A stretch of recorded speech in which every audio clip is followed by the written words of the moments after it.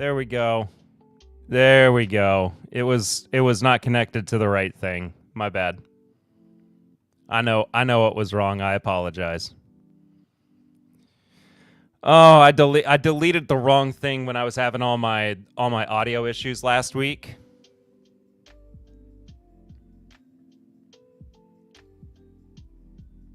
Sorry, I thought I fixed it. And what do you know?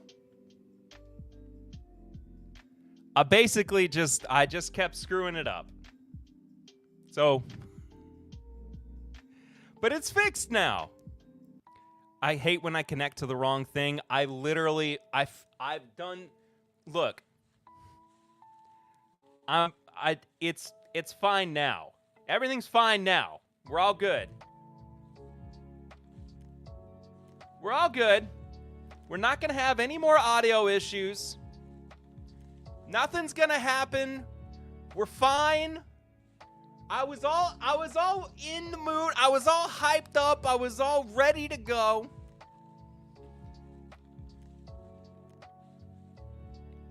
Look at this. Look at this, people. I know there's boxes. Ignore the box. I'm going to move my head in front of the boxes, okay? The boxes are non-consequential, okay? Look at this. The bar is in place. Look at this. Longtime viewers of TIMBP Live will remember. They will remember the blue bourbon cabinet, which is not only in place, but it's full of whiskey again. What's in the box? It's like books and stuff. I haven't gotten around to unpacking it yet. My bookshelf is over here, off camera. And I mean, there's still some whiskey that's back there in some of those boxes. But for the most part, that is like non-whiskey stuff. Like, it's got my albums, it's got my CDs and stuff that needs to go like in a place that's not whiskey designated. But it'll be taken care of separately. But the good news is, like, here's the thing, okay, right? So as many of you all know, as most of you all probably know at this point, right? And if you don't know, it's wild that you are just now finding this out, because it's been going on for literally almost 9 months. I'm about to have a second child, right? My wife has been pregnant since February. Okay. And over like the past month, I've grown increasingly stressed about getting the rest of my studio, the rest of my office completed. Okay. So a couple Sundays ago, if you know, you know, but if you don't know, you don't know. Exactly. See, Jeff gets it.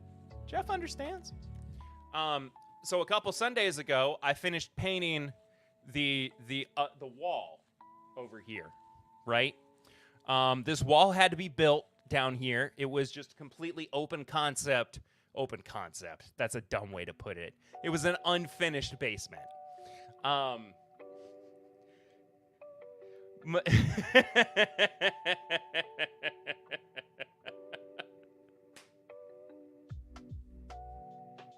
When somebody doesn't understand how to describe an unfinished basement and they call it open concept, that is, you are so brain broken at that point. You need to log off. You need to log off for the day and go have a drink. But no, it was an unfinished basement. I needed to have the wall built. You all know this if you've been watching for a while. Had to get the wall built so I could have an office. Okay. I had not taken the time to paint it, and I had not taken the time to set up again,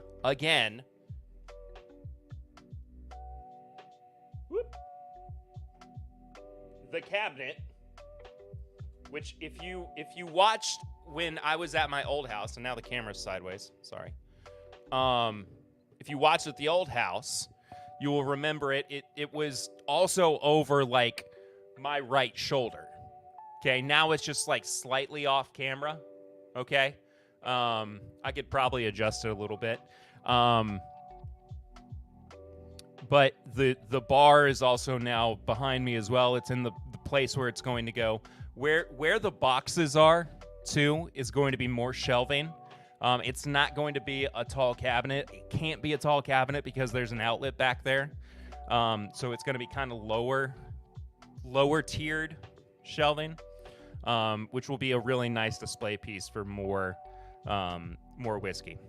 So I knew just how much I knew that I had basically more whiskey than I had storage for when probably about 5 or 6 months ago, because I hadn't yet gotten all of my whiskey from my grandparents' house where Lucy and I were while we were finding this house, right? That was last year. Now, I still have not collected all that whiskey. So everything basically that's in that cabinet now is stuff that I have accumulated since we've lived in this house, which was September of last year. We've been in this house for almost a year, which is crazy. So anyway, this is a long way to say I'm finally getting this to be a livable, workable space. I took a nap on the couch behind me. This guy. I took a nap on that couch earlier today. It was molto bene. This is just it's still a mess, but it's so much better than it was just this time last week. Everything's finally coming together. And it's nice, man. It feels really good. I'm truly feeling like, and this is all to say anyway. This is a roundabout way of saying I was getting stressed out about the fact that the baby was almost here, and I knew that if I didn't take care of this, it was never going to get taken care of. So, long story short, it has been taken care of. The big part of it has been taken care of now. So, yes, things are good. I feel good. I feel better than I have in a long time about the state of the house. The nursery is also almost finished. We got to get the crib put together, but it's been painted. The rest of the furniture is in place. We're good to go. Kid's gonna be here on the 23rd. I'm hyped, man. I'm good. I'm feeling great. I'm ready to drink some whiskey. Thank you so much for being here. If you're watching on the replay, I appreciate you. It is all Maker's Mark tonight. I've already started drinking just a little bit of regular old Maker's Mark. Appreciate you watching on the replay again if you are doing so. Joe, the sample guy, is here. He was helping us through. He said, cheers, and hit that like on the way in. I apologize again for the audio issues. Wilmington Piper, old WP, has been here. He said he picked up a Kentucky Spirit CNE. I don't know if I've had Camp Nelson E. I'm sure I have, but off the top of the dome, I'm not entirely sure that I have. But I did have to go run and pick up a couple of my wood finishing series bottles, so I could put it up in the flight with the heart release. And while I was there, I forgot. I entirely forgot that there was a rare breed rye. I just never really think about it for whatever reason. And I was like, well, I needed to grab it. So not a whole lot left. I'll probably finish it up soon. There's some cobwebs on the bottom of it. So yeah, turkey talk. Otherwise, hope you all have been well. I apologize for last week's very quick and that stream, with all of the technical issues that I had, I just didn't know. 23rd September was my paternal granddad's birthday. The 24th is mine. Nice, man. That's awesome. So yeah, baby girl number 2 will be here on the 23rd, and very, very excited. It's a good date. I like it.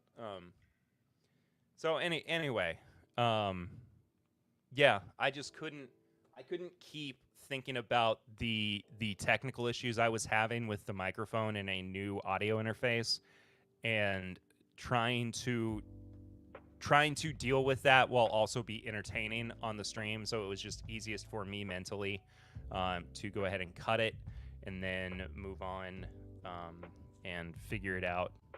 And here we are. So I am I'm feeling re-energized. I feel like I didn't stream last week because it was so truncated. I didn't even make it to an hour last week, which is crazy.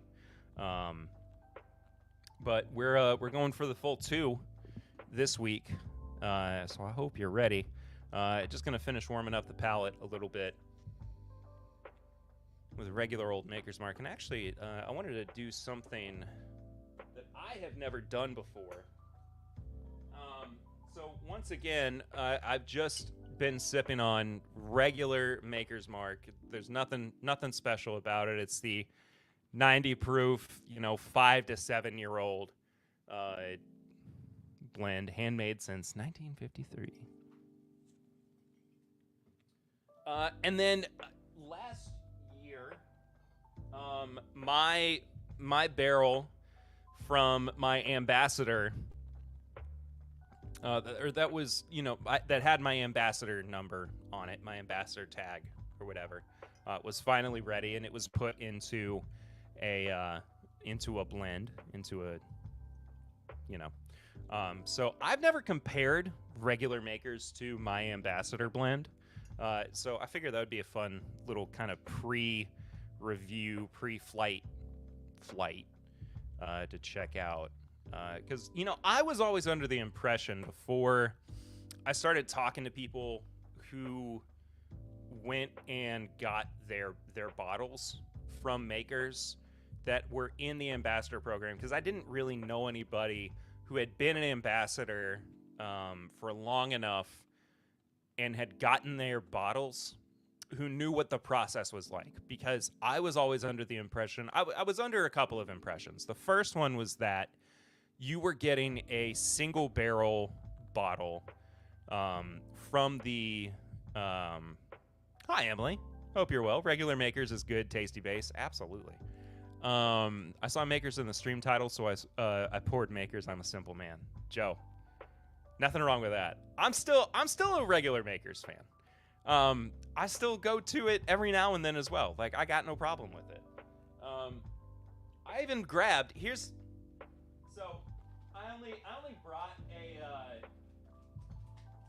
only brought a bag to grab bottles with. I didn't feel like getting a whole big box.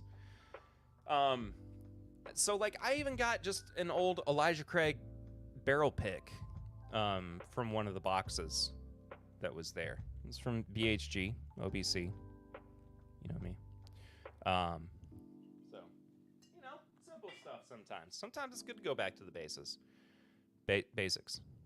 Or bases. Depends on if you're a baseball player and you're running around.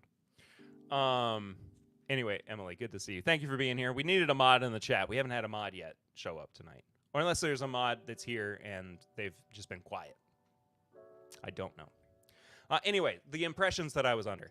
I thought that what you were getting was either a 90 proof version of the single barrel that had your name on it when you signed up for the ambassador program, or you were getting a cast strength version of the single barrel that had your name on it. And I was excited for whatever it was going to be. And of course, what you get is actually a batched version of your barrel gets put into, and it's not just your barrel. Your name is on it with other people too, right? But you get a batched version of Makers that's essentially gone through the same process and everything. And you it's at 90 proof, right? I wanted to know what it was like getting a single barrel that was not finished the way that the private selects are. So I was excited about whether or not it was going to be 90 proof or if it was going to be a cast strength. because that's something that Eric and I have talked about for a while. That's something I've been curious about even before Eric was on the podcast too. Regardless, I think it's a pretty good version of Makers. So I'm just I want to see what it's like side by side, and this will be a good another way to kind of prep the palate and prep my mind, as it were, for a flight here in just a bit.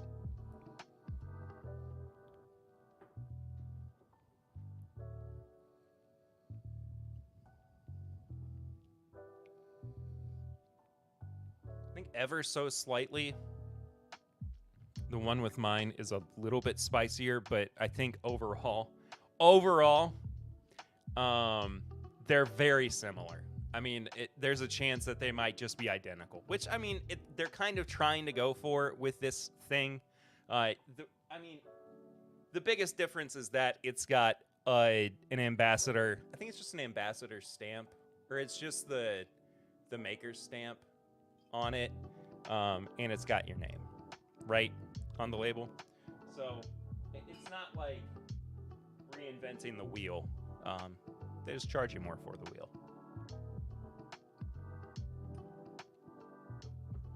Okay, regular Makers, familiar with it.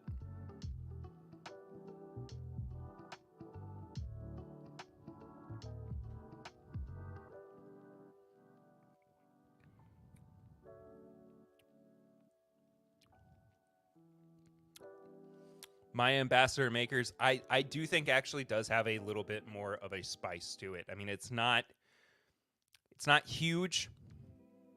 It's not nominally different to the point where you feel like I over it. You're paying more for it, of course, because you're getting a liter bottle. It's a special, it's a special pour. It's got your name on it. What other Makers is going to have your name on it? You know what? I'm just realizing I was going to put another shirt on over top of this, and I forgot. Oh well.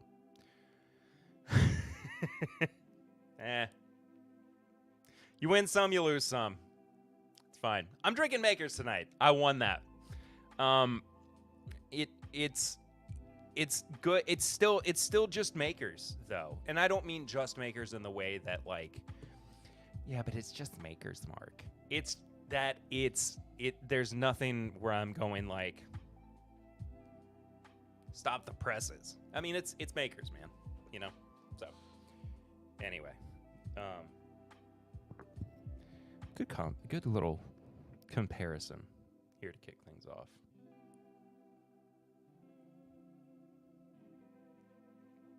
What's everybody sipping on? What do you got? Other than Joe, we know that Joe's drinking Makers as well. I guess we don't know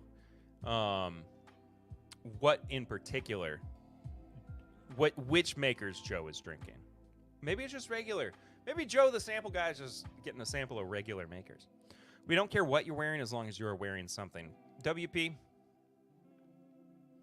you make an excellent point.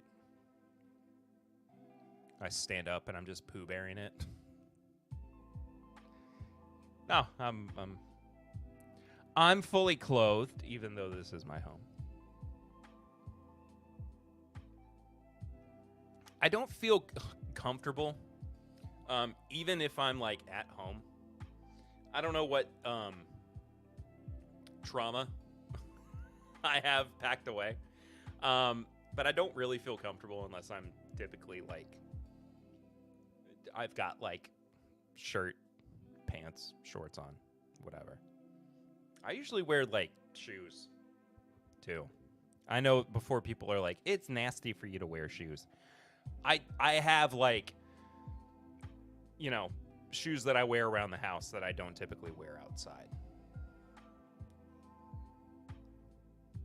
But I don't like going without shoes typically.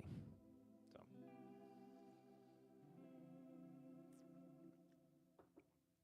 anywaysies.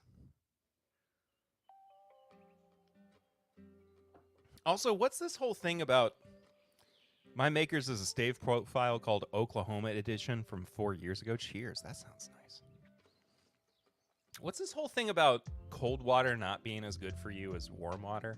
Like, I know that there is a distinction between like when you're hot, like if you've been working out or if you're outside, like and it's hot, warm water or room temperature water, not warm water, not like you've just gotten done boiling water and then you're trying to drink that. Don't do that.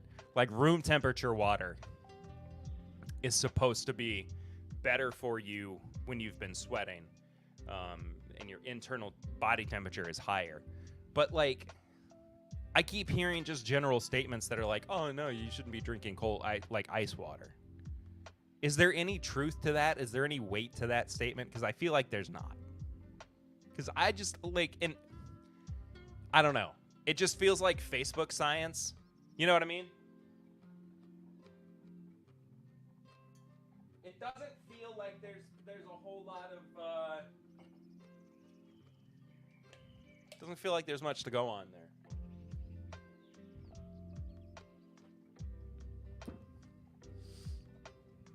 Maybe I'm thinking too much about it, or not enough. I don't know. I got an arts degree. Graphic design is my passion. Let me clean out these glasses before I forget, and then we will move on to the review.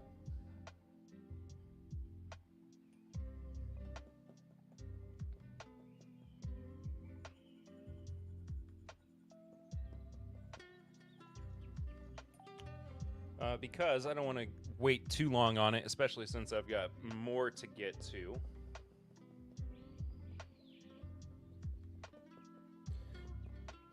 Here in a bit. The Kentucky Spirit's quite nice. That sounds awesome. No answers on the cold water thing. It's fine. Nobody knows. That's good. It's good when I'm not alone in my lack of knowledge on something. Your body can only use water at a narrow temperature range? Really? That is incredibly specific news to me. Like, I figured that all water was good for you. Volume 1 of 5?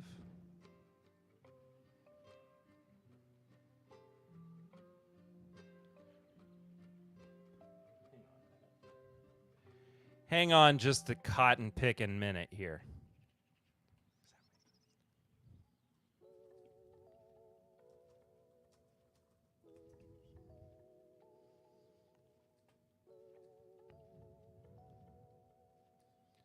Now, why on earth? Don't just accept it. I carry water with me every day, and if it gets warm, I drink much less. I'm kind of the same way, Joe. I just prefer cold water. The water in my whiskey is room temp. Well, Jeff, you make an excellent point. If you are dehydrated, etc., your body has to burn energy to regulate temperature before you can use water. If you're dehydrated, your body has to burn energy to regulate temperature before you can use water. Oh, that's why.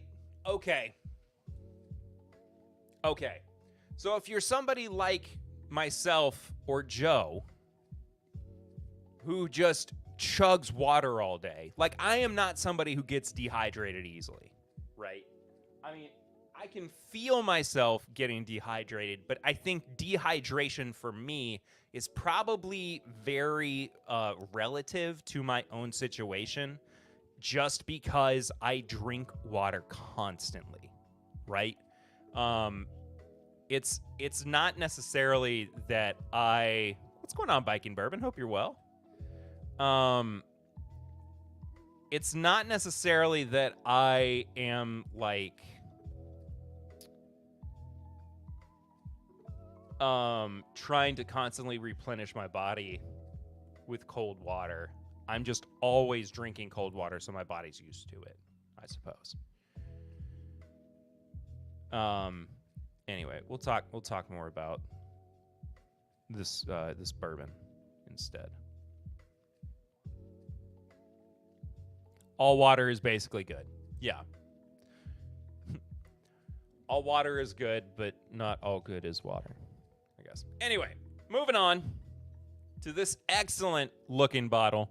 The Maker's Mark Wood Finishing Series Heart Release from 2024. 112 proof. For this second chapter of our limited release wood finishing series, we pursue unique taste visions inspired by the teams who craft our handmade bourbon in Laredo, Kentucky, the makers of our makers, if you will. That's clever. In this 2024 release, known as the Heart Release, we have crafted a one-of-a-kind expression that celebrates our team that distills our whiskey. This team is the center, the heart, if you will, of our whiskey-making process. This stage in the process serves to guide all other stages, ensuring our taste vision is realized. They give some tasting notes. We hope you enjoy this one as much as we enjoyed making it. It also says volume 1 of 5, which I was confused about as I was opening the bottle. The Heart Release is like 45% water. Jeff, you are entirely correct. So my body is like burning energy to regulate temperature, trying to use the water in it, I guess. I don't think it works that way. It's finished with 10 virgin oak staves. I don't think what I said works.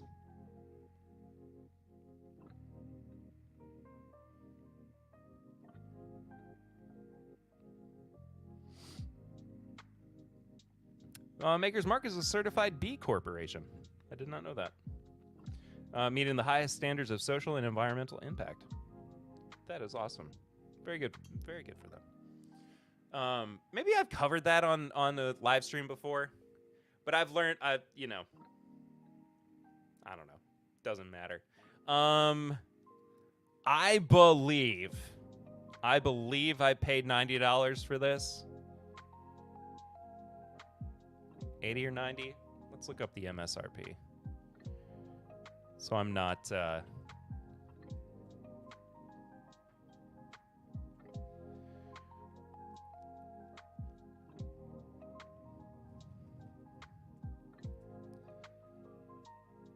$90. There we go. But if you are overheated or dehydrated, you are delaying using absorption of water and marginally increasing calorie burn. It's just under $80 in North Carolina. So why? So, okay, I'm also seeing from Paste Magazine, $75. That was also from July. It's taken me a long time to find this. I've not exactly been on top of getting around to this. I apologize. But, I was on vacation in July, and I had to spend money on vacation stuff. So. Oh, America! Oh! Oh! Beautiful.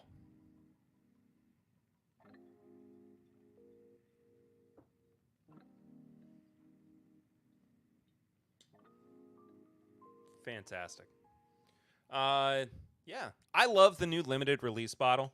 I guess they started this with cellar aged last year. It's nice. It's a good change, I think. Personally, I think it's a good change. Could be wrong. A little bit of a darker color for Makers. First wood finishing series I have ever seen in the wild here. Nice. Great looking bottle indeed.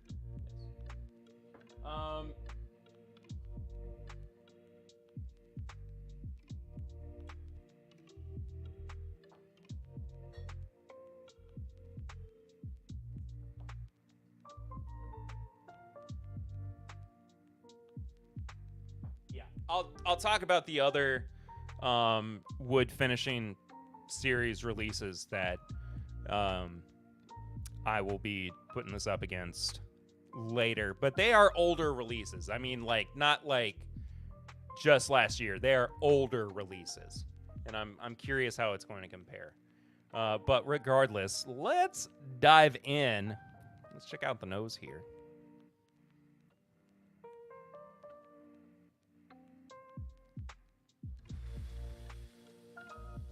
It's a pretty good nose. That's a pretty great nose, I'm not gonna lie. I am not upset by that in the slightest.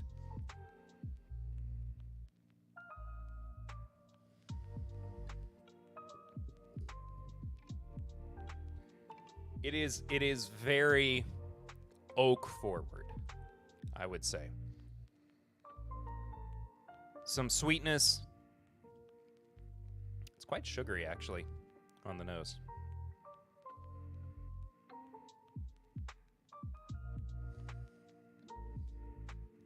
There is some ethanol that is present on the nose as well.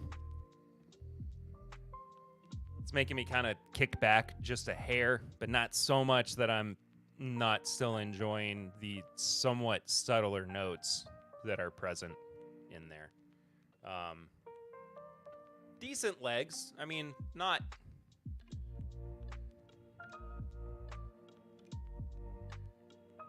crazy. It's not overly oily, I suppose. But let's check it out. Cheers, everybody. Thanks for being here, as always. Oh, and if you want to support the show through our method of super chatting, you can do so by heading to the Stream Elements link that is pinned at the top of the chat, whether you are on YouTube or Twitch, or by following it in the description below. It's called Snuffy Chats. It goes to support our main man, Mr. Snuffleupagus, back here. He is the patron saint of TIMBP Live. It feeds him, keeps the lights on. And if you can't do that, just hit the like button. Subscribe to the channel if you haven't done so already. Either way. And if you do so through the Stream Elements link, your message will pop up here at the top left-hand side of your screen, right above me. And I'll stare at it and I'll go, ah. It's not true. Anyway, cheers. Thank you all.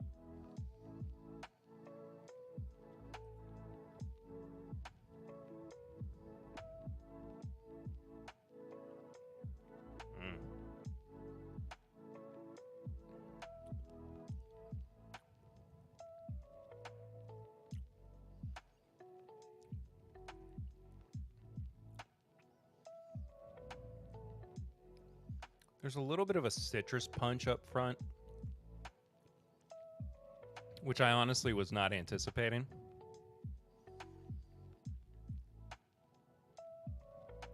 There's a lot of ethanol heat, at least on the first sip. The finish is really where it starts to pick up on some of these molasses notes.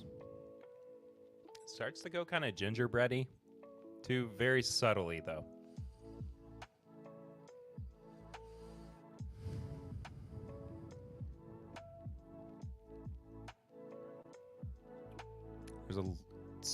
There's like a Christmas spice to it in general. Like, it just reminds me of even being at Maker's Mark at Christmas time for their candlelight tours and doing that. And I enjoy this for what it is right now. I'm gonna let it open up just a little bit. I think my palate's not adjusted to, because I did jump 22 proof points between the regular offering of Maker's Mark and the heart release.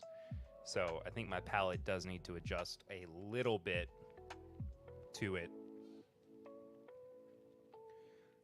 And also, I think it could use a little bit of time to open up in the glass, too. First impressions, I'm not blown away by it, but I'm not saying that makes it bad by any means. I think it could just be the fateful neck pour So we'll go back for the second sip.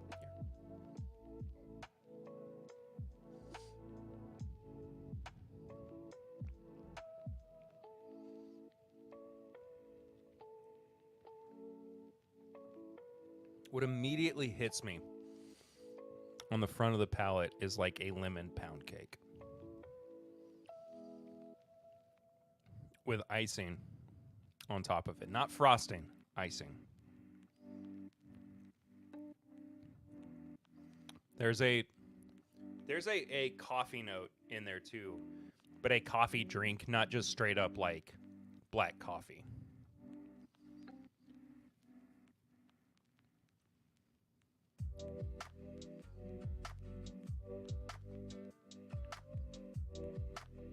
Finish goes a little sour, a little bitter.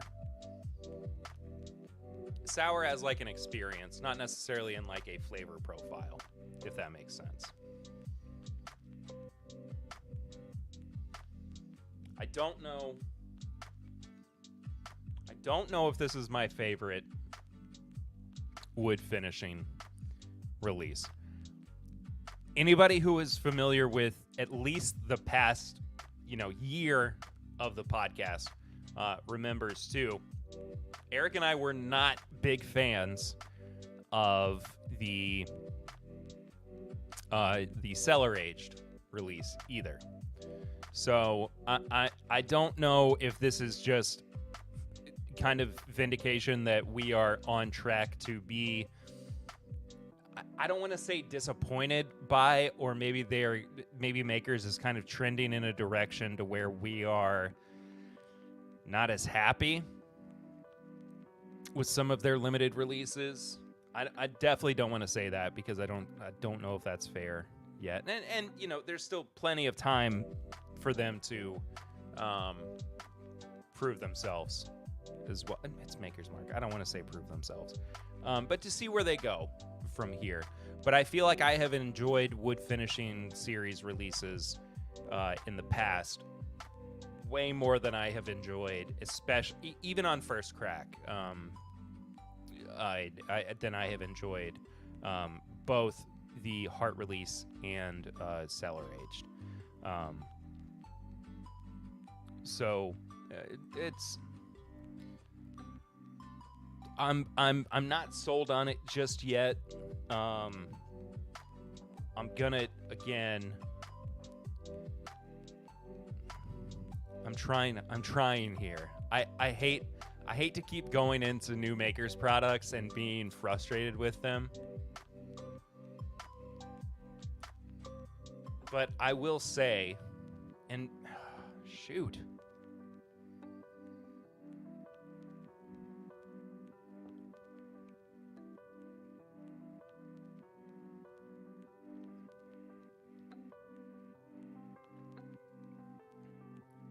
I feel like there's a part of my palate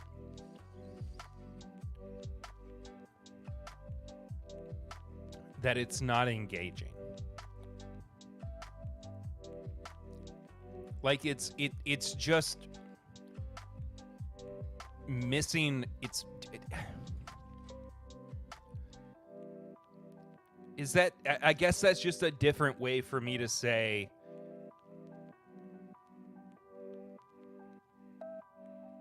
That it's not the most flavorful bourbon ever. I think the finish actually is really starting to pick up more too. The finish actually. The finish is really. The finish is probably the best part of this whole product. At no point, though, this might be my biggest criticism, other than the palate being a little bit thin.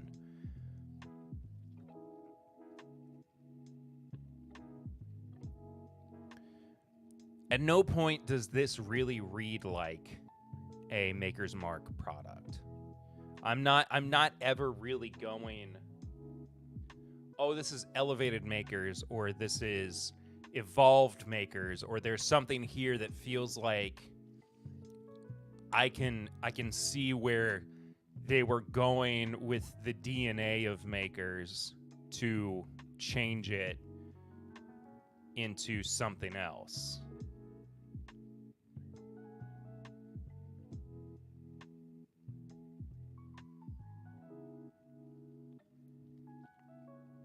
But regardless, it's kind of in the like the good not great territory. And I hate to keep like doing this with these makers limited releases. Well, I guess I gotta finish this bottle now. I didn't have a whole lot of it left. But the thing that Eric and I said with cellar aged was we really would just prefer to buy Maker's Cast Strength instead of cellar aged, especially at the price, and to spend that amount of money on multiple bottles of cast strength, right? So I know this is at the end of the life of this bottle, and this is at the very beginning of the life of the heart. So I don't know how fully fair this comparison is. I fully recognize that. But I do want to at least compare the two to see if my sentiment from before might still stand. Okay? And let me say as well, this 2303 111 proof Maker's Mark Cast Strength release has been an excellent batch of Maker's Mark Cast Strength. Absolutely fantastic. Immediately on the nose, I am hit with what I can describe as classic Maker's Mark. Whereas the heart release kind of falls into this like gray territory of, I know that it's bourbon, but I don't know if I identify it as Makers.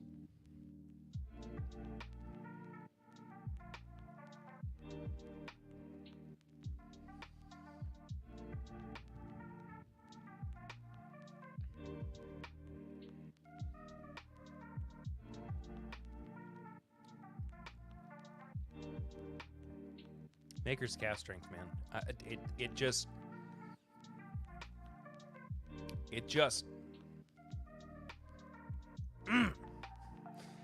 holds up.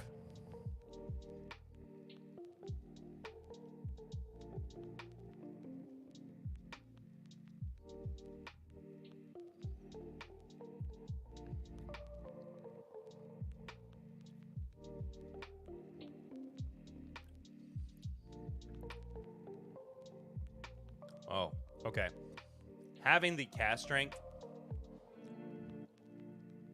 next to the heart helped to bring out some of the more finished characteristics that were in, I mean, the wood finishing series release.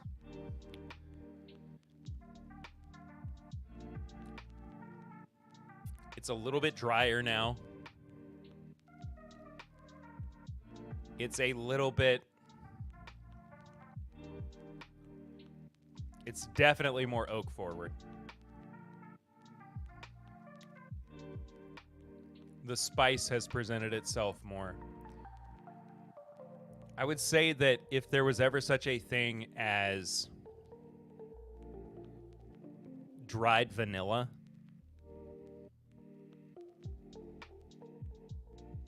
that's where I would kind of find one of the more predominant notes here.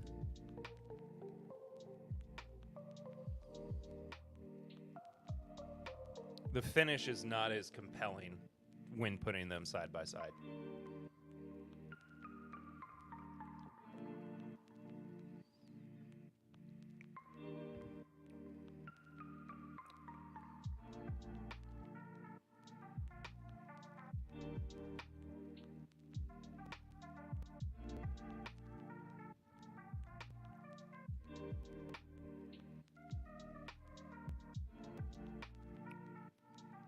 Yeah.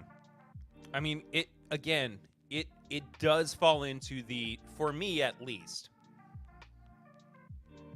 the good not great category. It is getting better the more I drink it. And I think that this will benefit from me coming back and visiting it again in a month, maybe even in a week. But I think that it needs airtime. It needs time to open up. It needs the chance to get a little bit oxidized, take some of the ethanol off the top, and then allow some of the subtler notes to actually express themselves. I want to see as well. I feel like I'm just grasping at straws to find any way for me to like this, and I'm not.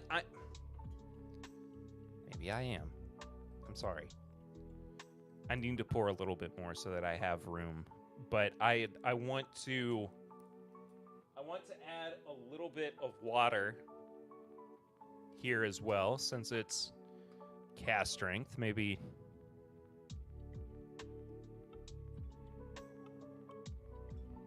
adding a few drops of water will help it express itself.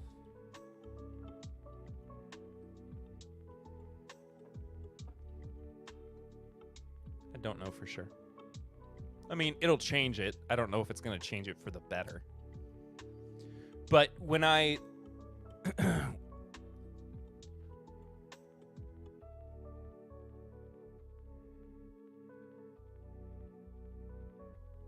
when I do reviews, though, for anybody who's unfamiliar with the podcast method of reviews, and this is getting a little bit more meta than just like our review system. Even if we have added water to a whiskey, we don't base our review on the way that water has interacted with it, right? We base it on what has gone into the bottle and has then been presented to the consumer, okay? Because that, to me, is what the producer intended for the it's the unadulterated version of the product that the consumer is eventually going to buy. So why should we review something that has been changed?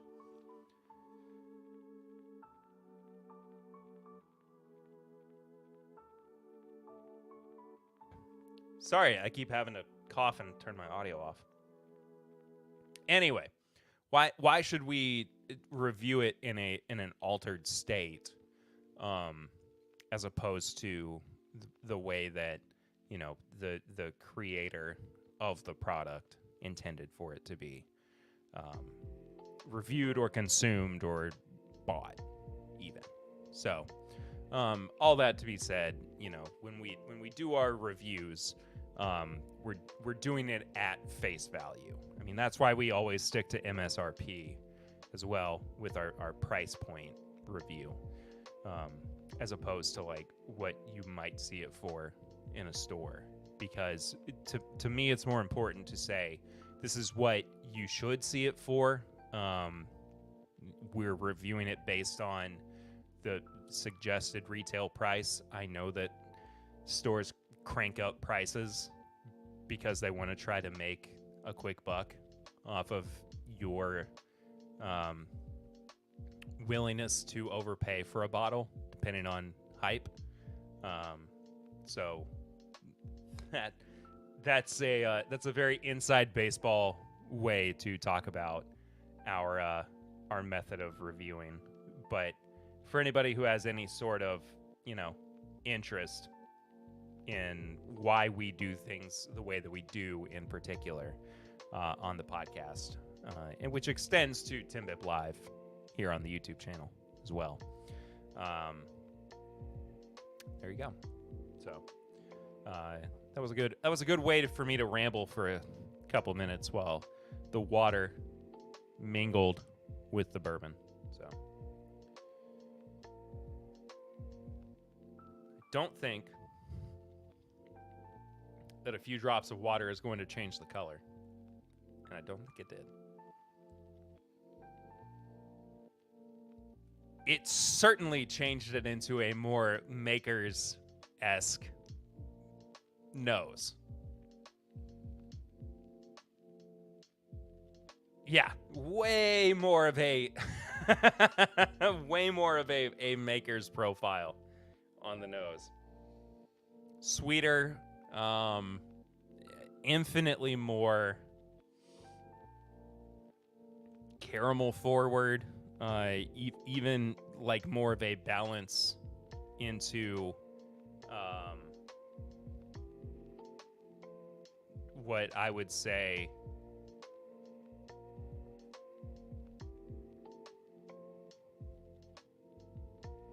is, the darker and sweeter notes as well.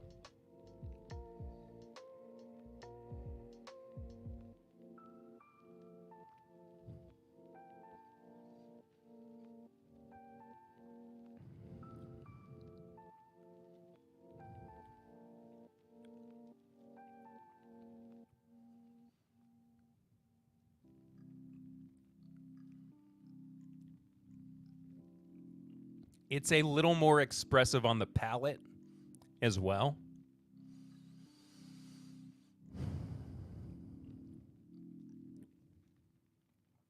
The water killed the finish. I mean, it destroyed the finish. The finish has been eliminated.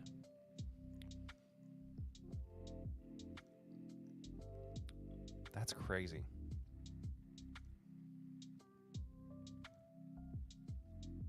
But at the very least, it did enhance the palate a little bit.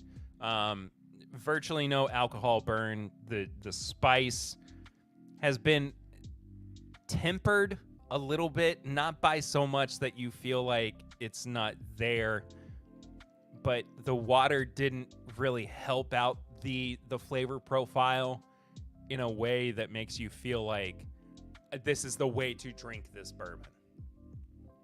This is not the way, essentially. I don't know. I'm trying, man. I'm trying, Makers. I'm sorry if you're watching the review. Maybe this is why I can never get on their mailing list for media samples.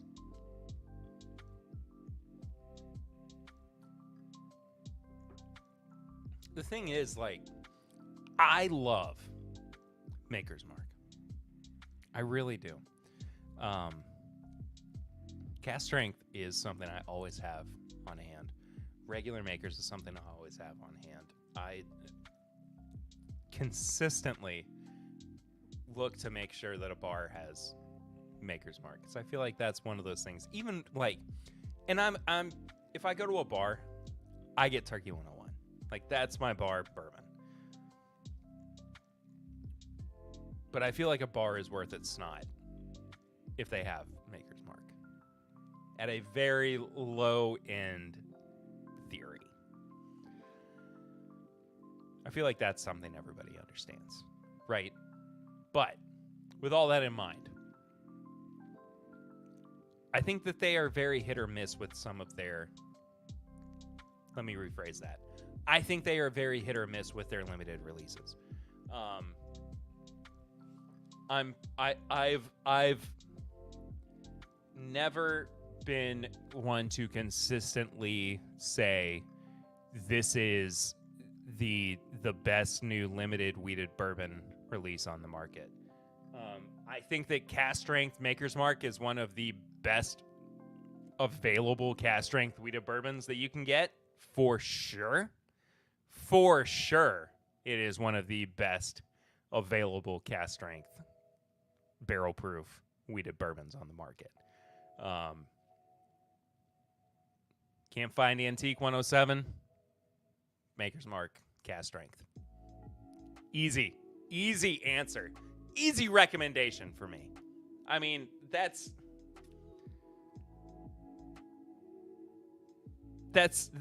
nothing that I can't immediately recommend. Anyway, Dramhound, what's up, buddy? Hope you've been well too. Good to see you. It's been a minute,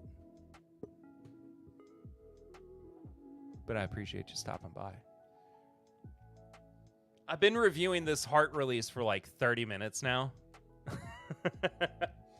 I think that's because that's how conflicted I am on it, and I apologize.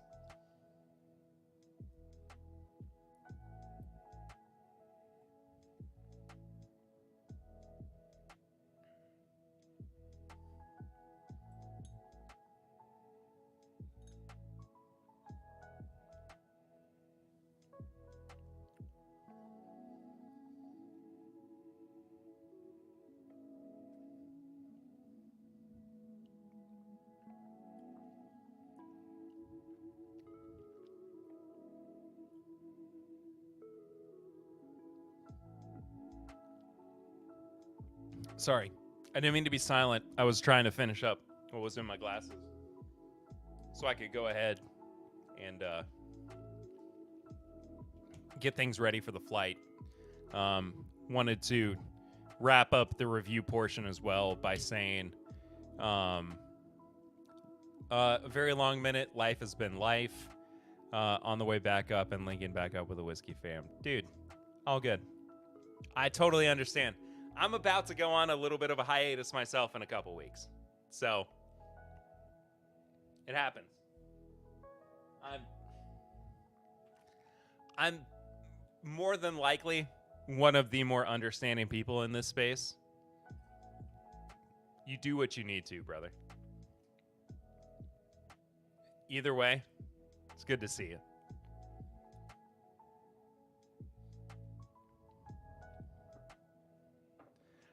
So we'll wrap up the review of the heart release by saying, first and foremost, I kind of want to try this against cellar aged because I feel like I had better things to say about cellar aged than I did the heart release. I think I'm a little bit more lukewarm on the heart release than I was cellar aged. Secondly, I am infinitely more infatuated with cast strength than I am the heart release. I think the packaging is fantastic. I don't mind the price point. $75 MSRP.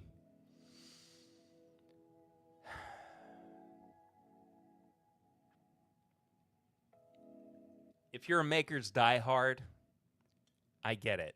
I think that this is something that you should pick up. I also think that this is something that you could break out and share with friends just to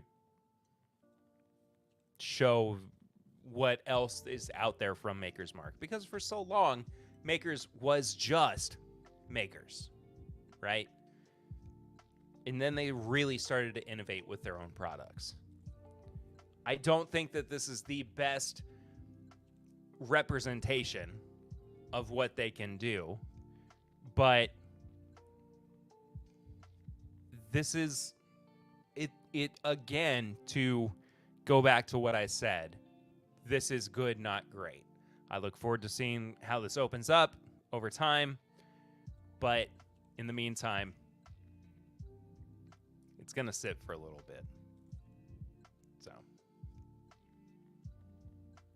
it is what it is, I suppose. Have not seen the heart release, but my local stores may have set those bottles back for their Maker's diehards. I mean, I didn't see it in Lexington until, like, this week. So I don't know. I mean, like, again, I was looking at that review from Paste Magazine. Okay. Here, I'll even share my screen. Hold on.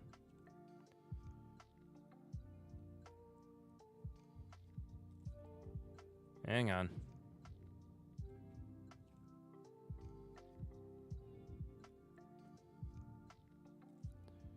Do do do do do do do do do.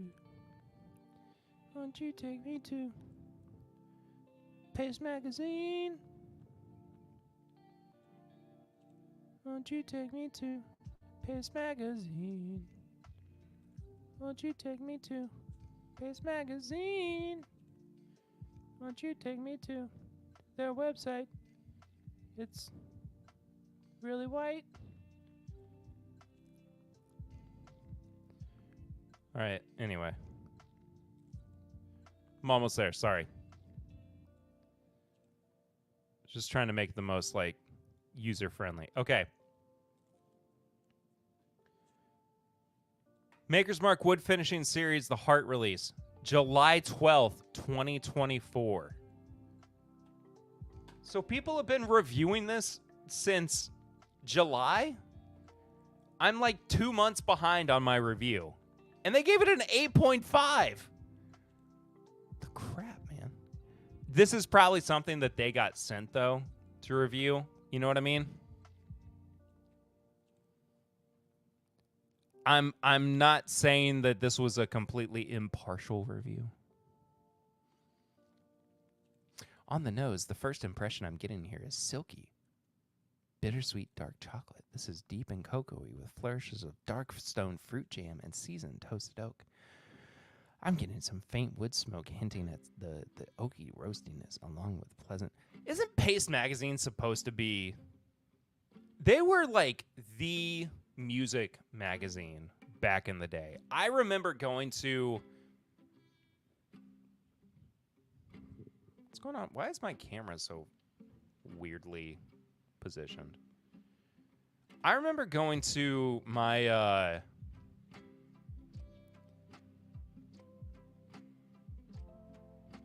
my local drugstore back in the day and seeing Paste Magazine and being so excited that there was like this independent music publication talking about bands I had never heard of before. Anyway. Also, this is the first expression in the second chapter of the overall series. Blah, blah, blah. All in all, really quite nice. A lovely and sweet... I guess what I'm saying is that it's weird to see Paste Magazine sell out. I think that's what I was trying to say before I got sidetracked. At this point, I think my takeaway here is that the marketing for the wood finishing series has perhaps become a little on the muddled side as it enters this second chapter, but I certainly am not going to argue with the liquid in the bottle on its own merits. This is one that I would be very happy to stumble across and pick up, and that's, of course, the most important thing. Are there multiple... Wait.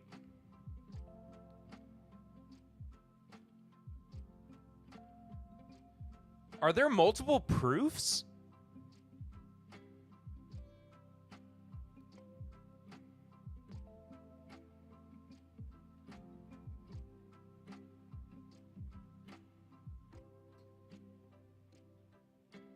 Are there multiple proofs? Mine's 112. This one's 111.7.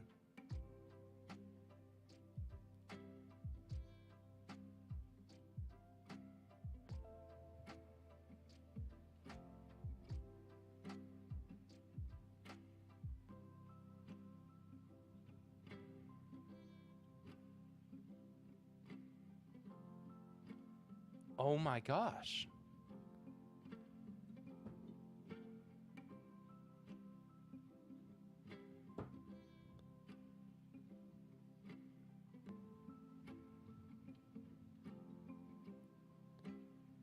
So they have put out 2 versions. El Cerrito. I know El Cerrito. I've got one of their, No, you cannot have my cookies. Wait a minute.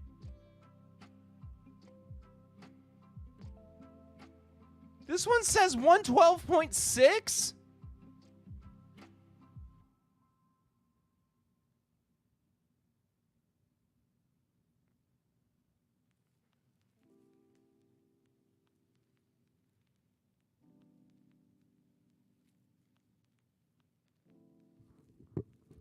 What are we doing?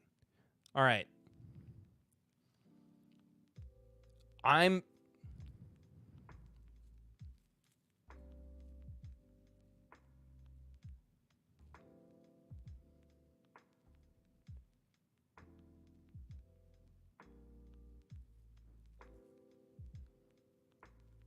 haven't even watched Jason's review from the Mash and Drum.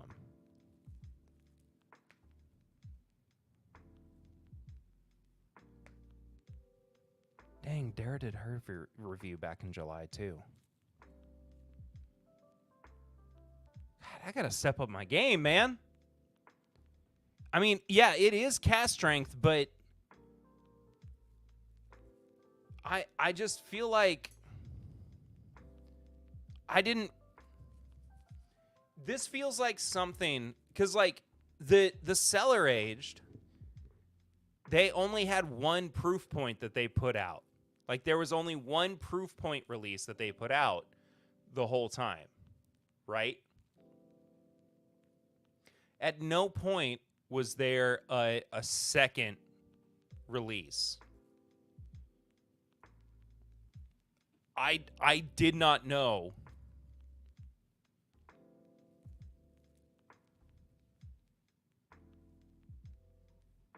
So did I? Okay. So is the 112 proof point, is that the one that was made because it was so popular when like the 111.7 proof was so good and it was so popular they had to make one at a different proof?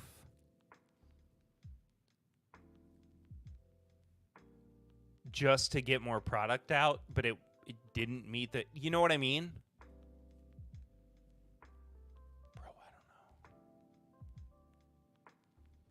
don't know. WP yours was a 111.7.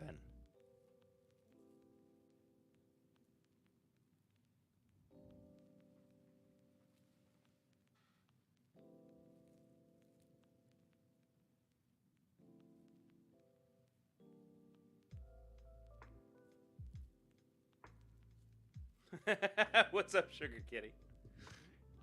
I'm not even saying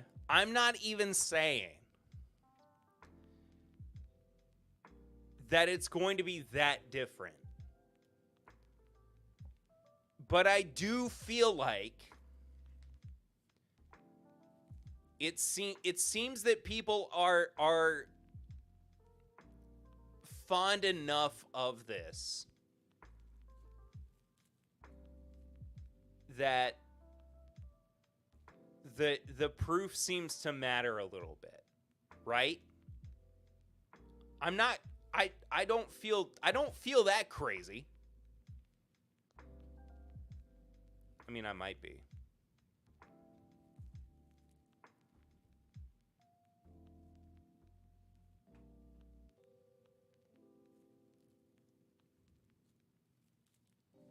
District Grams. I gotta move this out of the way. I can't even see it.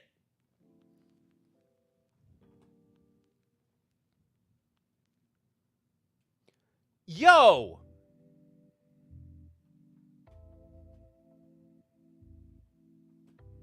Why can't I scroll in? Friggin' Max. This one says 112.4. Mark Immenecker, what's going on, dude? Good to see you. Sorry, we're uncovering a conspiracy like nobody's ever seen.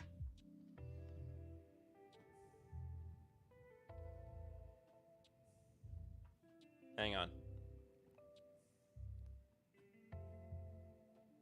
I gotta fix this.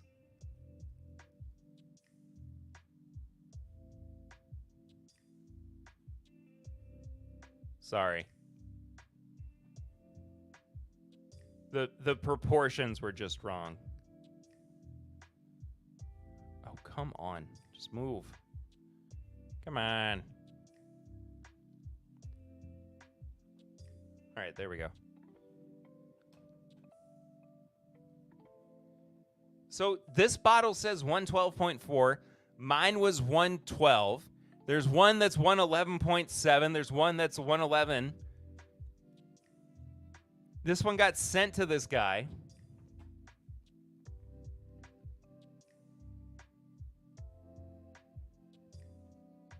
He says it's great at 7 out of 10.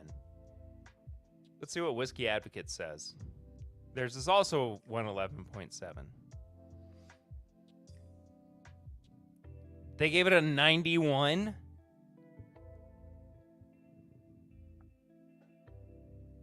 They gave it a 91.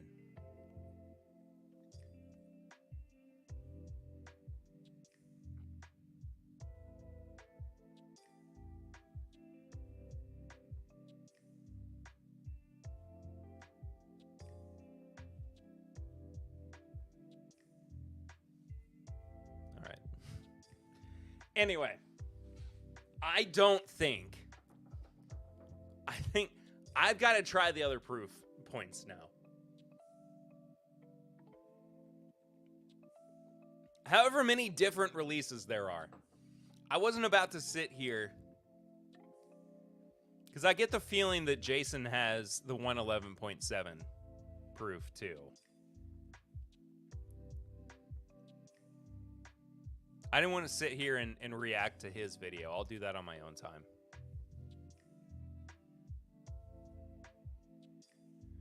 Regardless, though. All right, let's do this this flight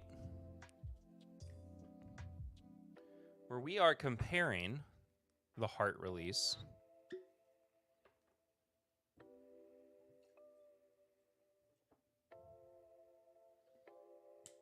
to a few other wood finishing series bourbons from Maker's Mark. We got the FAE 01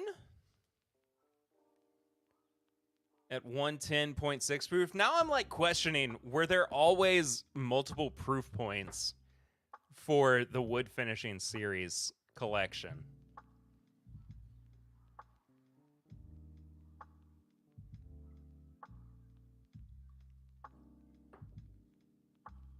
And if so,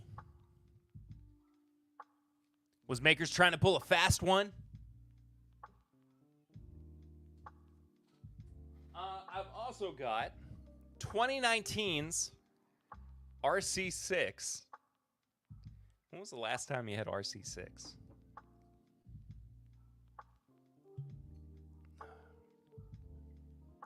Five years ago. Dadgummit. We've been doing this for a long time.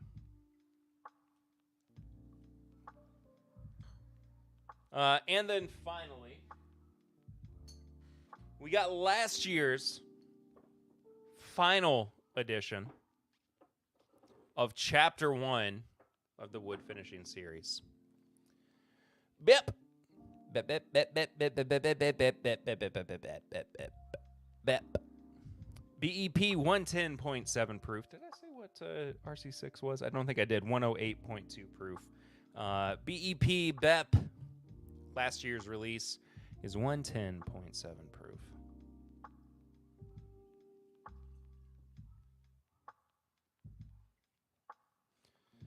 So moving into the flight portion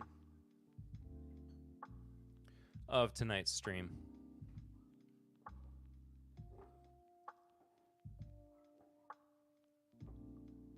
I have to ask y'all again, what are you drinking? What's in your glass? What are you sipping on?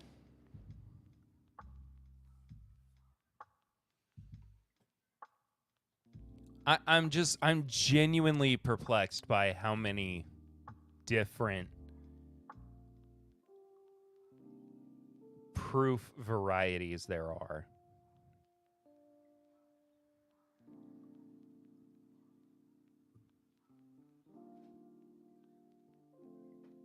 Of the heart release. Anyway. Thank you all for being here still. All right, I'm going to start with the heart release. I'm going to move on down the line. I think just in the order that I you know what? I take that back. We're going to change the order.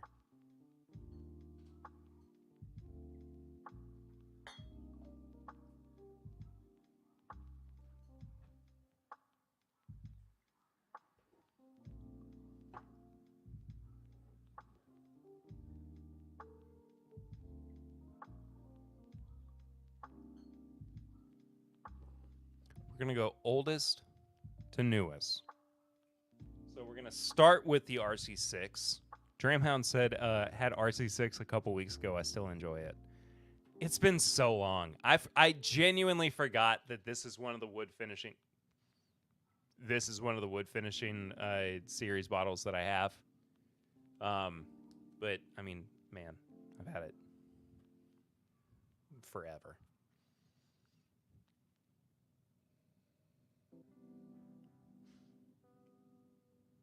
It's gotten to the point where it smells dusty. And I mean, I don't have a whole lot of it left, of course, as you could probably see by what I showed you on the camera. I mean, all these bottles look like they're mostly empty, aside from the heart release at this point.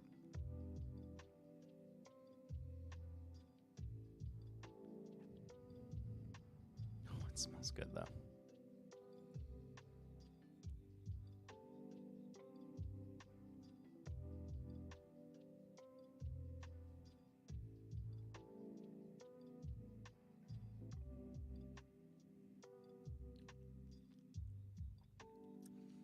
Immediately. Oh, it's got a lot of spice on the finish.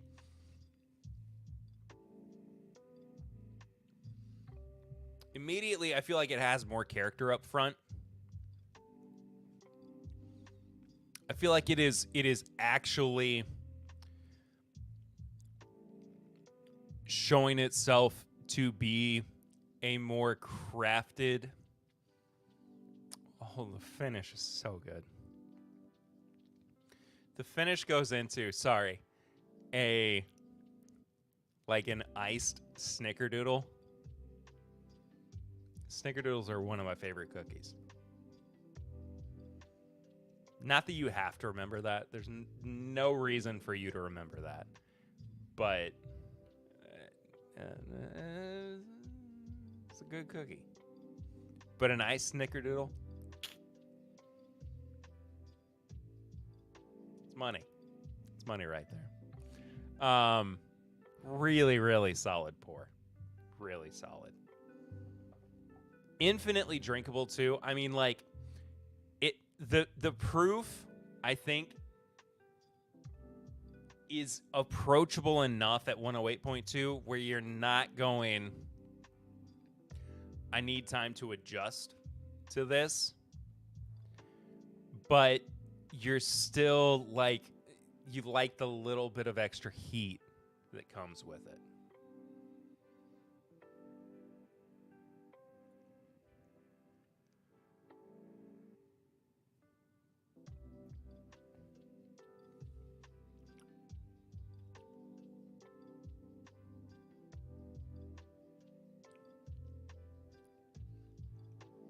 It's good, man. All right, the FAE 01 at 110.6 proof.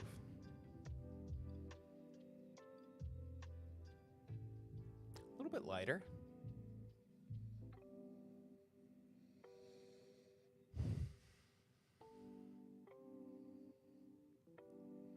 Not entirely dissimilar, I will say, on the nose from the RC6. They are quite similar.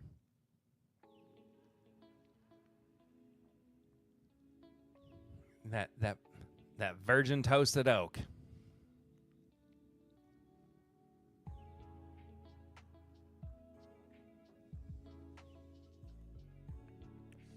I've got a really cringy but kind of fun review video of, oh my gosh, that is good.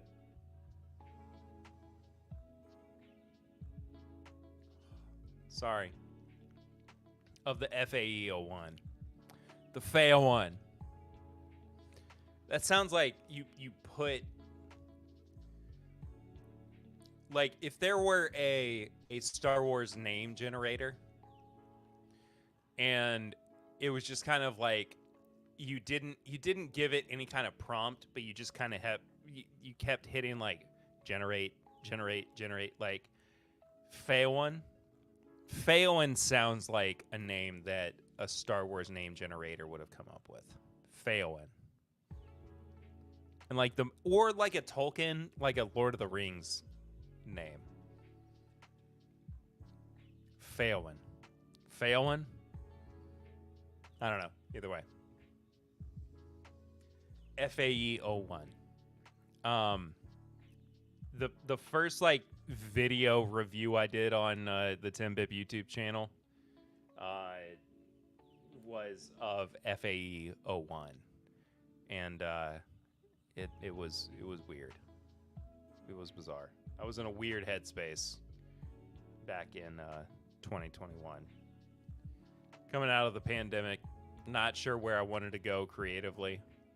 I guess I still don't know where I want to go creatively 3 years later. I still want to do music.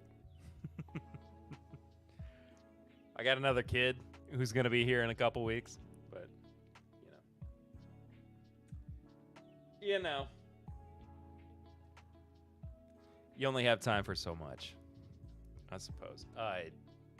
And I feel like I've already gone up a step from the RC6 to the FAE.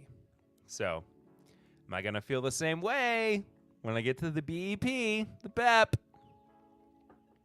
I don't know. Let's find out, though.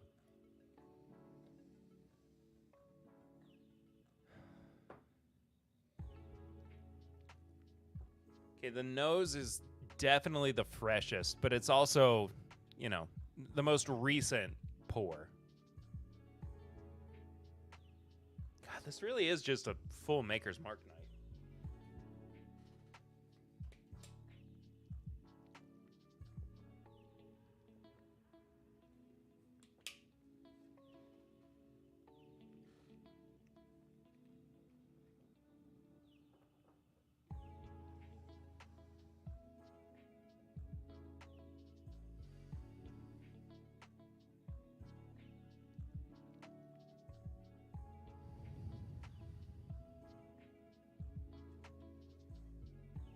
It's a lot more floral. It's a lot more baking spicy. It reminds me, not even baking spicy, just like baking flour and vanilla. Oh, it reminds me of when, this is not something that you can relate to. If you can, you're a family member of mine. But it reminds me of going to my maternal, Brazo hated this one. Really? Brazo hated BEP? I didn't know that. The nose on this one reminds me of going to my maternal grandmother's house when it was mine or my cousin's birthdays. And she would make just the driest vanilla cake ever. And it was something that you only like looked forward to when it was your birthday, because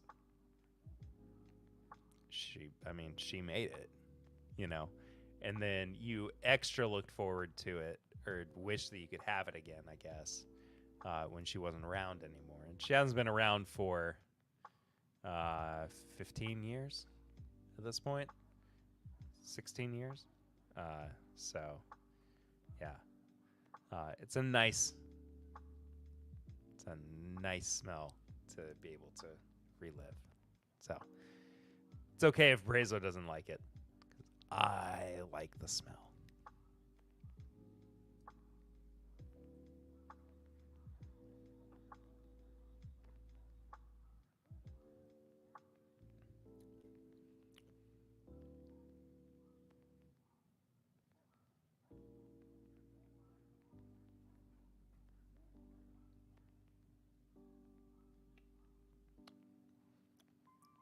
Okay, palate's a little bit not it's a little bit flat. Not terrible. Not terrible. The finish is actually really nice. Ooh. The finish goes into this like honey and like candied nuts. He hated FAE. Oh, really? He hated FAE 1 or 2?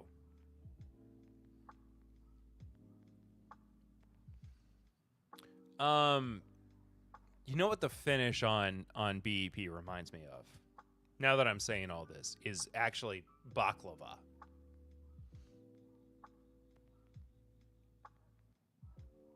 It's a nice finish.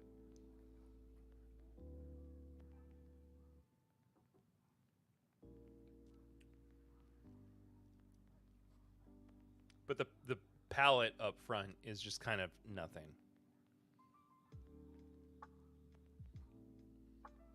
Not in a like I hate what's going on here. It's just like there's not really much. There's not enough going on for me to feel like I would hate it, I suppose.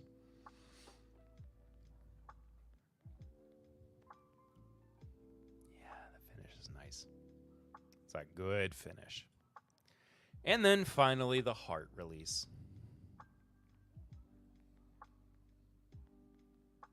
Boy, that nose has really improved. The finish has gotten so much better.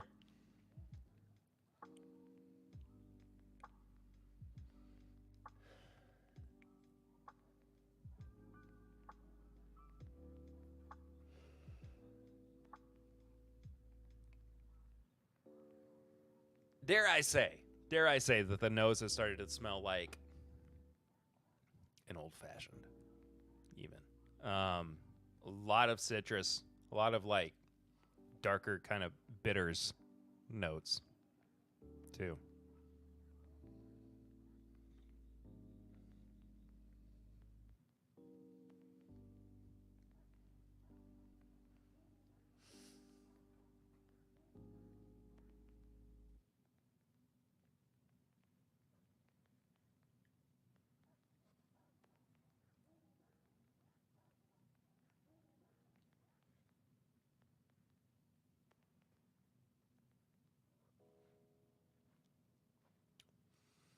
Yeah, the finish is still the best part of the heart release. Both, but especially one. That's so funny because I feel like I'm leaning towards FAE 01 being the best one in this flight. That being said, though, the heart is it's gotten better. It has definitely gotten better since I first opened it. I'm leaning towards favorable now that I've had some time with it.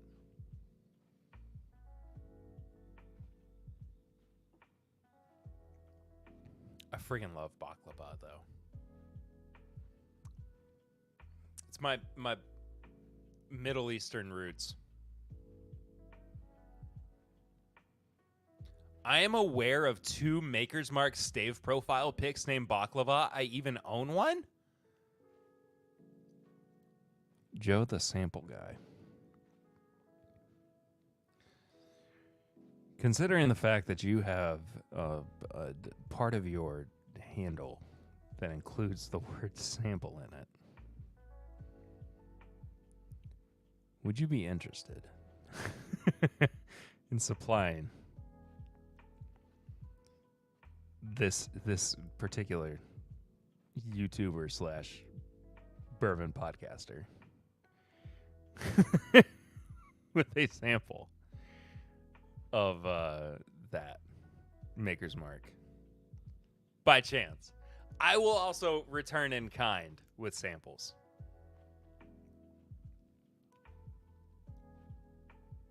I would love to try that.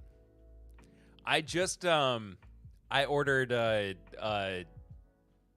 some Turkish food last night and got baklava.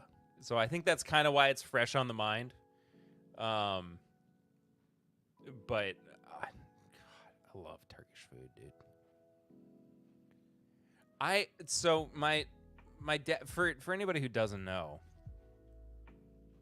Yeah, there he is. Papa Ritter right there.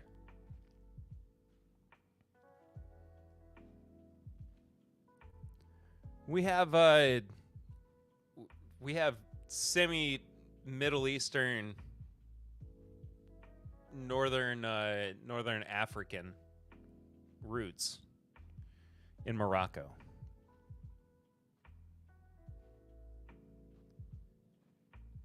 And I resonate so incredibly well with that food profile, that flavor profile, for whatever reason. I mean, it's just, I love it. I love it so much. You know what? I said this on the podcast too, or something. I don't remember what. One of my this is like a high proof hot take. One of the best pairings with bourbon for me will always be olives. I will always stand by the pairing of bourbon and olives. I think that the olive brine somehow lends itself incredibly well to the sweetness of bourbon. Don't sue me. Don't sue me. I freaking love olives too. It's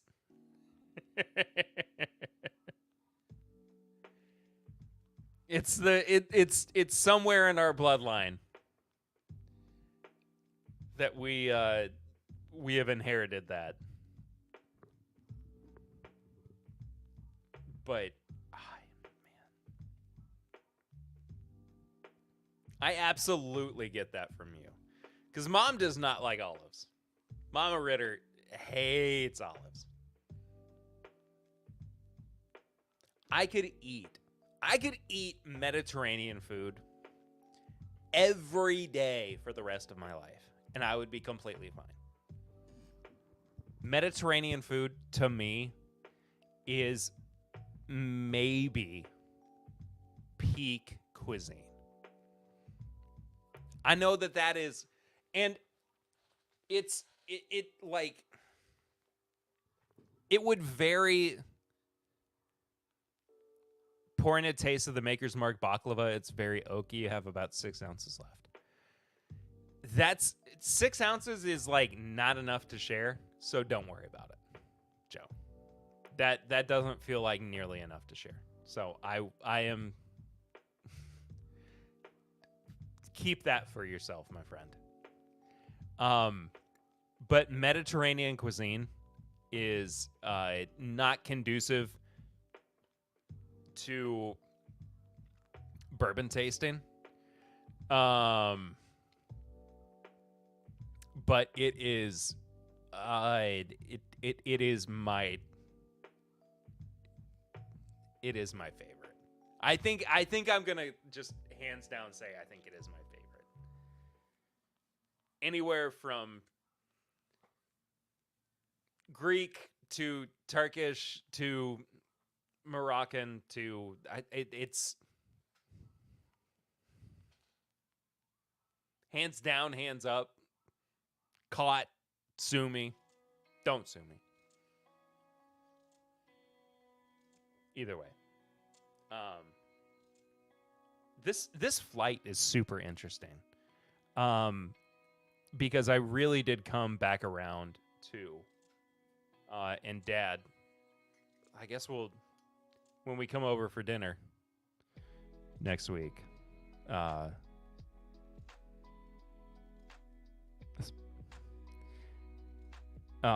you will absolutely have to try the heart release from Old Makers.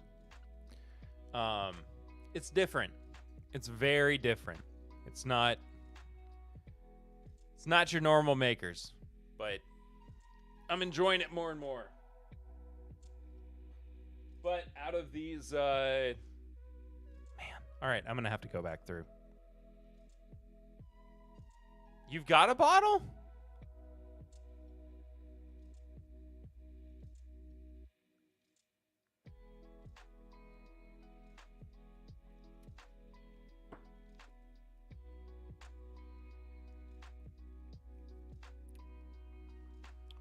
I will gladly share because I have samples already poured in addition to what is left in the bottle. Dude, I won't say no to that. I was not trying to sample bait, but I appreciate that. Send me a DM on whatever. But I look forward to it, and we will definitely be pairing it with actual with baklava too. You know people. I love that mic drop. I love that.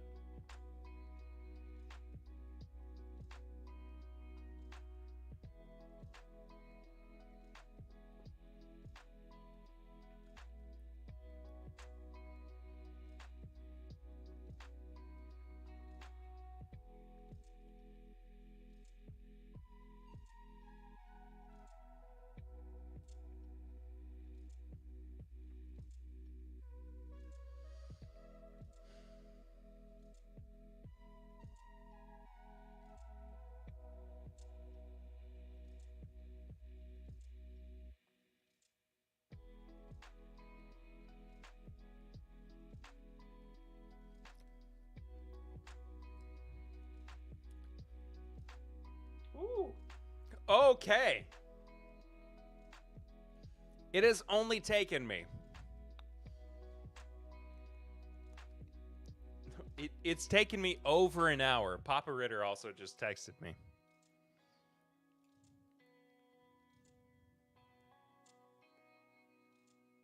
He's got the same proof that I do.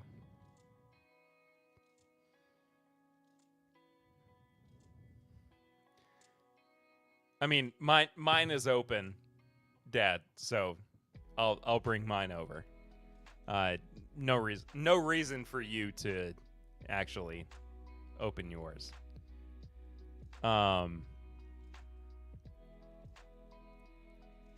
Anyway.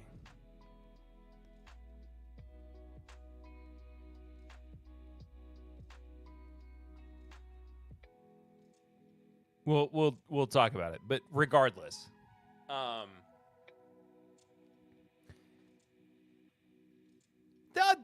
okay, open it for yourself. Open it for yourself. But I will say, it's taken me over an hour to come around to this point. But out of this flight,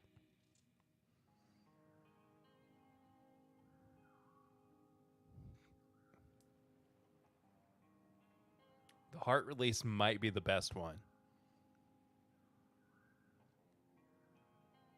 Out of these four.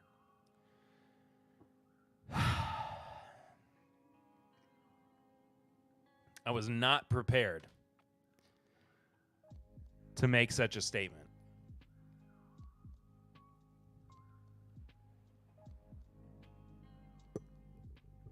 but here we are.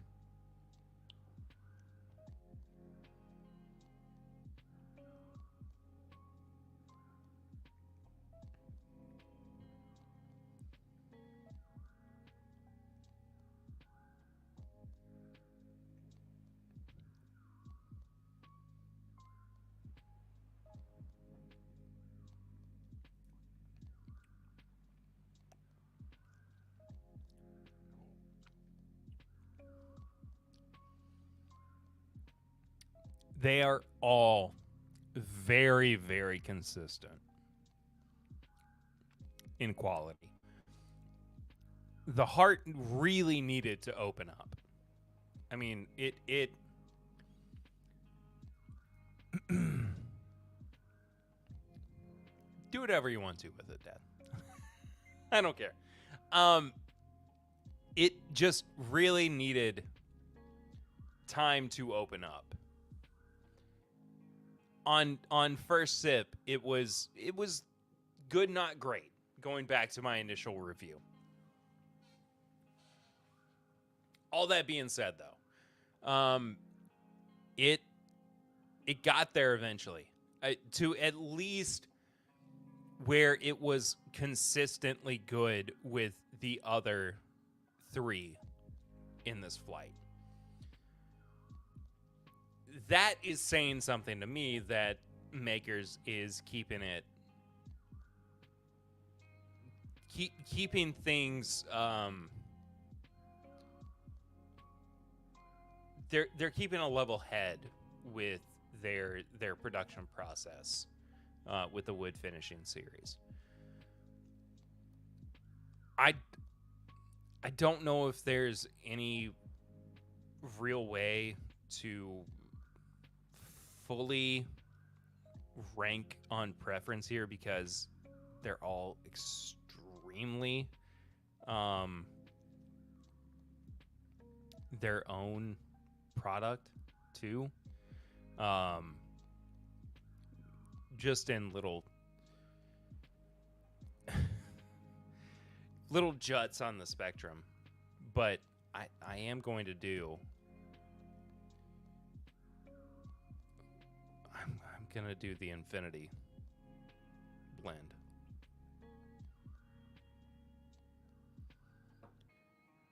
Because why wouldn't we?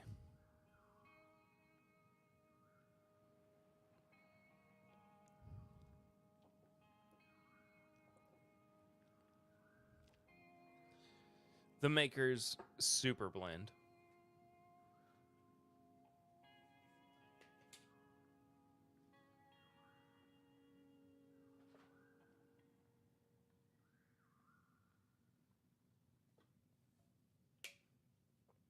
Because we have to.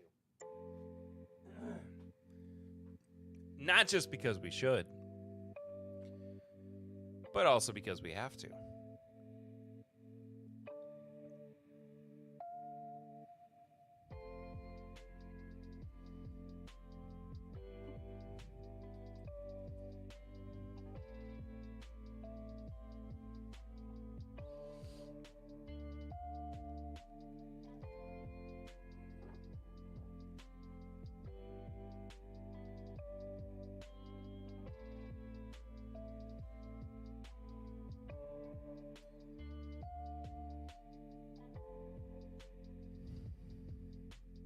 All right, I'm not sure that I love the nose on the Super Blend.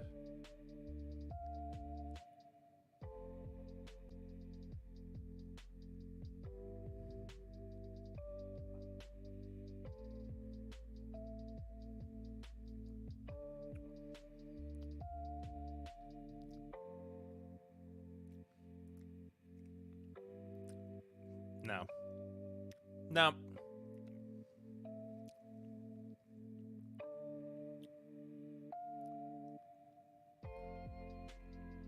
No. Taste is not. No. Palate's not great. How? I mean, they're all good in and of themselves. Why did that turn out so bland and mediocre?